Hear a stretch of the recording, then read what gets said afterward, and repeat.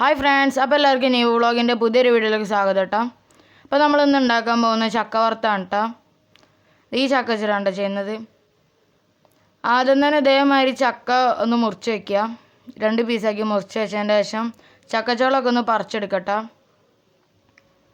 പിന്നീട് ആ പറിച്ച് വെച്ച ചുളകളൊക്കെ ഇതേമാതിരി കുരുവൊക്കെ കളഞ്ഞ് നീളത്തിൽ മുറിക്കട്ടോ. ഇനി നമുക്ക് സ്റ്റൗവ് കത്തിക്കട്ടോ. സ്റ്റൗവ് ഒന്ന് ഓൺ ചെയ്തതിന് ശേഷം അതിലേക്ക് പാത്രം വെച്ചെടുക്കുക.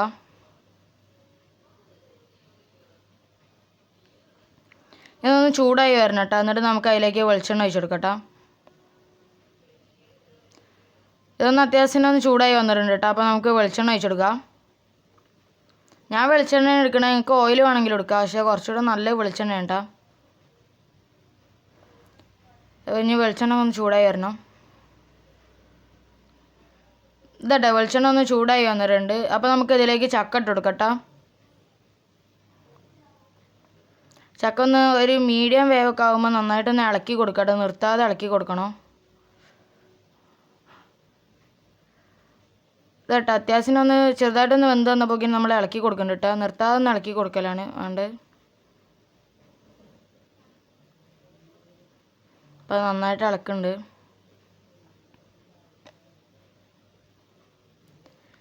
ഇനി നമുക്ക് വേണ്ടതെന്ന് പറയുന്നത് മഞ്ഞൾപ്പൊടി ഉപ്പും കൂടെ ഇതാക്കിയ ഒരു വെള്ളമാണ്. മഞ്ഞൾപ്പൊടി ഉപ്പും കൂടെ ഒന്ന് മിക്സ് ചെയ്ത് വെക്കുക. അത് നമ്മൾ ഇതിലേക്ക് ഒഴിച്ചു കൊടുക്കാം കേട്ടോ. വേണ്ടത് 1 സ്പൂൺ ഒഴിച്ചാൽ മതി കേട്ടോ.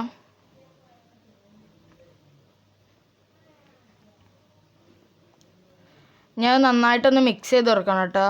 അതൊന്ന് എല്ലാ ഭാഗത്തേക്കും ഒന്ന് ഇതാകാൻ വേണ്ടിയിട്ട് നന്നായിട്ടൊന്ന് മിക്സ് ചെയ്ത് കൊടുക്കുക.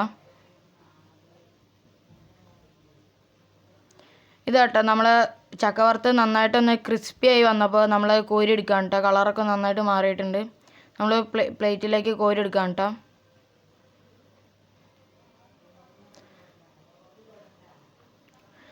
ഇതാട്ടോ, പ്ലേറ്റിലേക്ക് കോരി എടുത്തിട്ട് ഇതാണ് കേട്ടോ നമ്മൾ ലാസ്റ്റ് കിട്ടിയത്.